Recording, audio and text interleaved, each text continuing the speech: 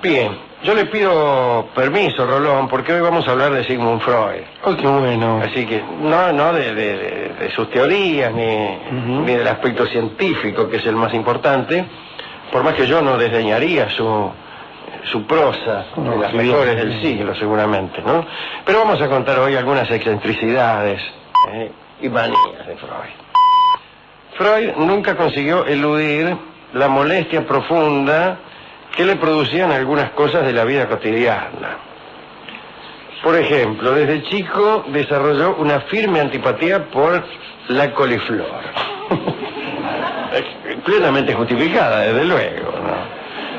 Tan fuerte era ese aborrecimiento que hasta llegó a prohibir a su esposa e hijos que pronunciaran esa palabra en su presencia. ¿Qué palabra? Coliflor.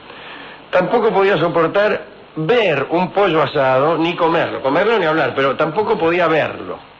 Freud consideraba que el objeto más diabólico jamás inventado por el hombre era el paraguas.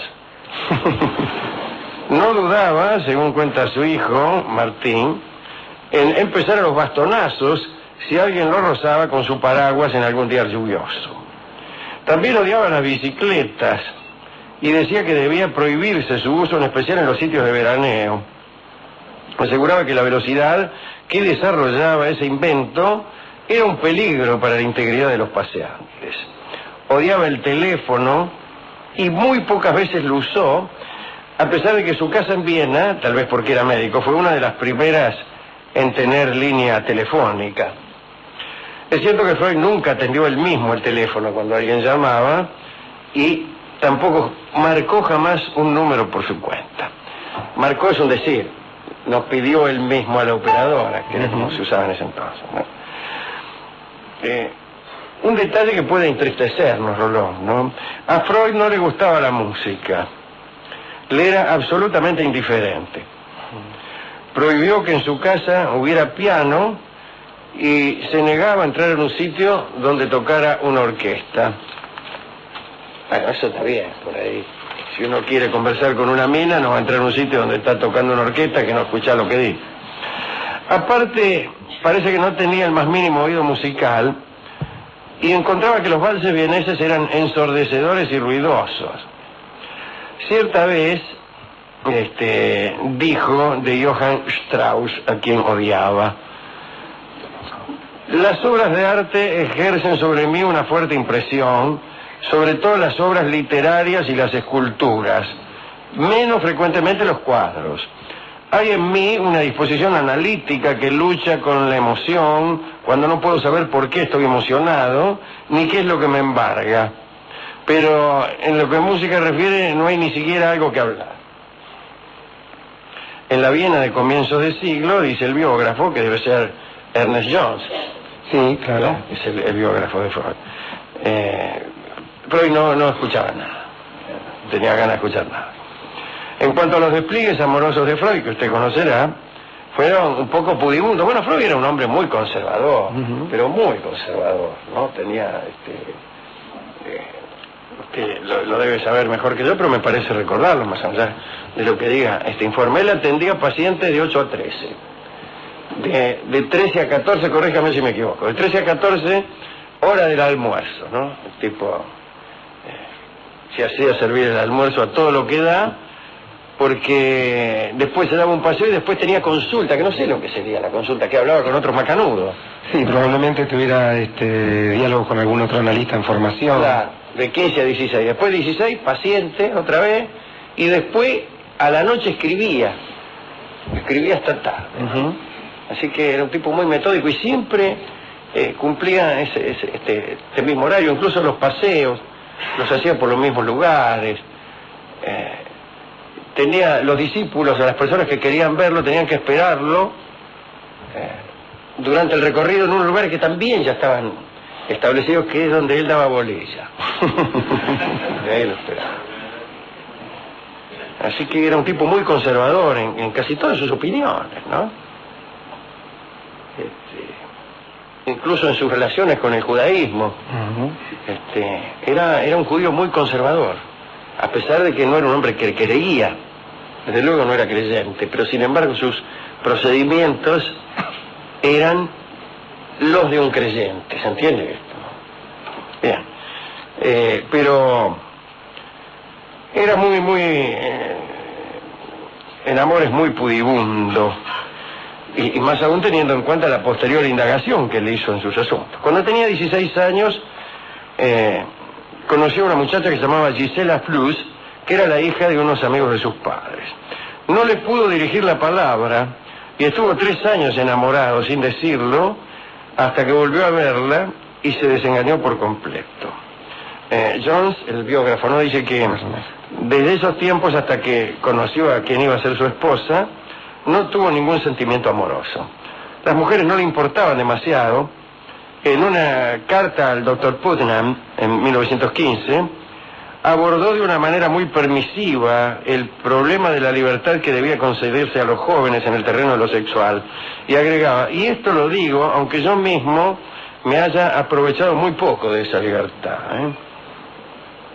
Estuvo 4 años de novio con Marta, la mujer, Marta Bernay.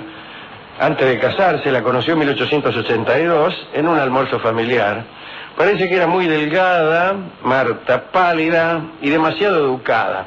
Demasiado educada para el gusto del biógrafo, ¿no? Algún cronista dice que era insignificante, Tomás.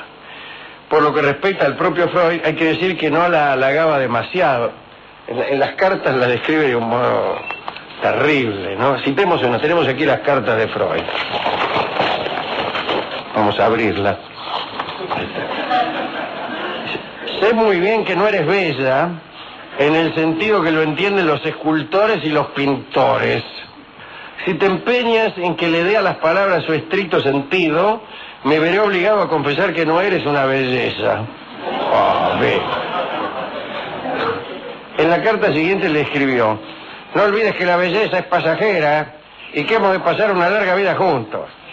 Una vez que han desaparecido lo bonito y lo fresco de la juventud, la única belleza que permanece es la de la bondad y la comprensión que transfigura los rasgos. Creía, como aprendimos a creer también en este programa, que el espíritu modifica los rasgos de las personas. Pero le tenía poca fe a la mujer. Pero la mujer a él le gustaba, ¿no? Porque su seducción fue insistente. Parece que no pasó un solo día en que no le enviara una rosa roja acompañada de una tarjeta en la cual escribía un lema, a veces en español, a veces en latín o en inglés o en alemán. No sé qué lemas le escribiría, es inútil, qué sé yo. Bien, la petición de mano de Freud a Marta fue fijada para el día 17 de junio. Freud era muy supersticioso, como hemos dicho, y eligió el número 17 porque interpretó que ese día era fasto. Respecto a fechas, digamos otra cosa. Tras efectuar una serie de cálculos de una complicada extravagancia, Freud quedó convencido de que se iba a morir a los 62. Cuando esa fecha pasó, después de terrores y angustias, le manifestó a su paciente y colega, el doctor Ferenczi. Eso prueba, dice Freud, la poca confianza que hay que conceder a todo lo sobrenatural. Extraordinario. Parece que era muy celoso, ¿no? Los primeros celos que tuvo Freud con Marta fueron en relación con el primo de ella, Max Mayer. El tipo había sido el preferido de Marta en la adolescencia. Era músico, Max. Sigmund le prohibió a Marta que llamara a su primo por su nombre de pila, así que debía llamarlo señor Mayer. Mayer fue suplantado en los celos por otro sujeto llamado Fritz Wale. Este hombre era un artista muy apreciado por las mujeres y Freud consideró que era un peligro latente para su estado marital. Entonces prohibió que Marta lo viera. Escribió luego al respecto lo siguiente, ¿no? Pienso que reina una hostilidad general entre los artistas y los investigadores sumergidos en los detalles de un trabajo científico. ¿Cómo sabemos?, dice Freud, el arte les da a los primeros, a los artistas, una clave que les permite ingresar con facilidad en los corazones femeninos. Mientras que nosotros, los científicos, permanecemos detenidos ante esa extraña cerradura y estamos obligados a torturarnos la mente para descubrir la llave que les sea adecuada, decía Freud. Freud era muy puritano. En una ocasión le prohibió a Marta que patinase, porque en esa circunstancia debía darle el brazo a otro hombre.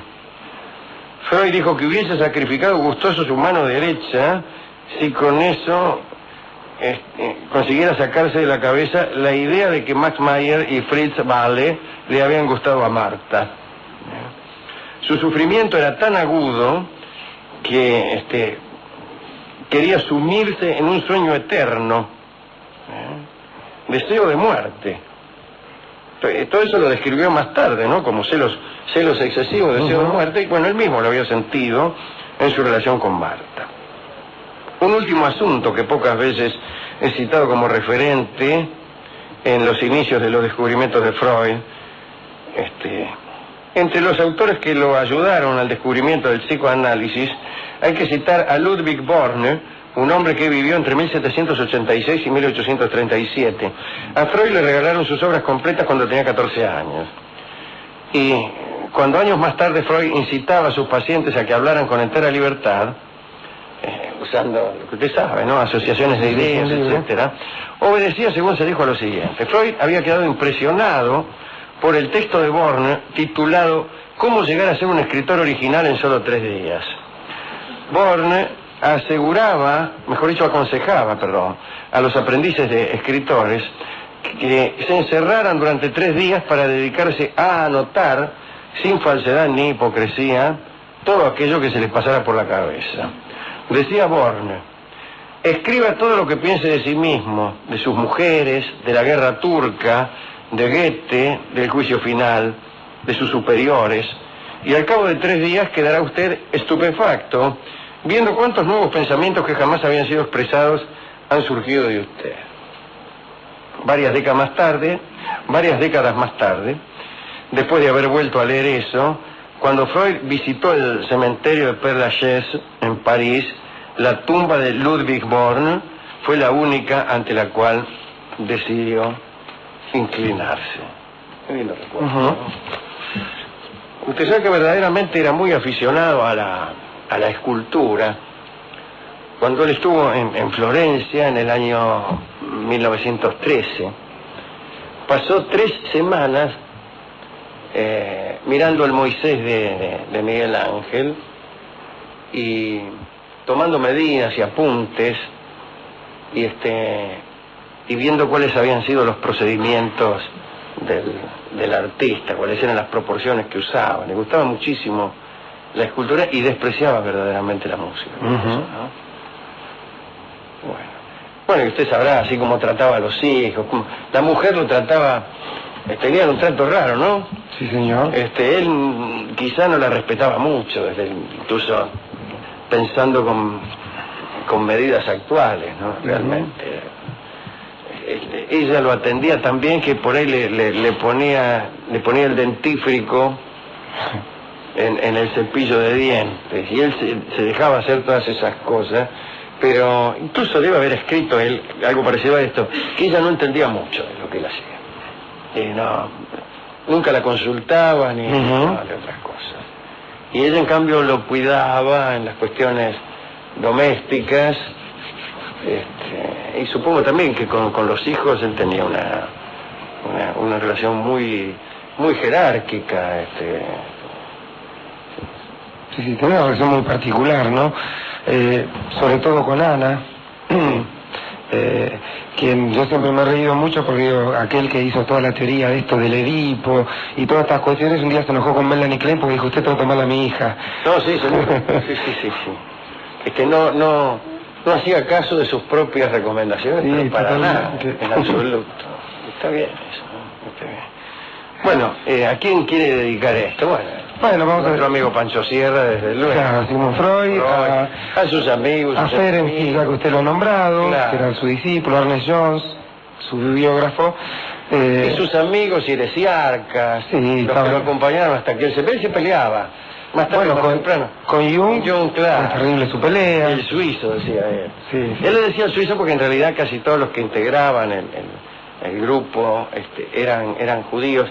Y él, con mucha gracia, decía que el suizo nos va a salvar a todos. Porque es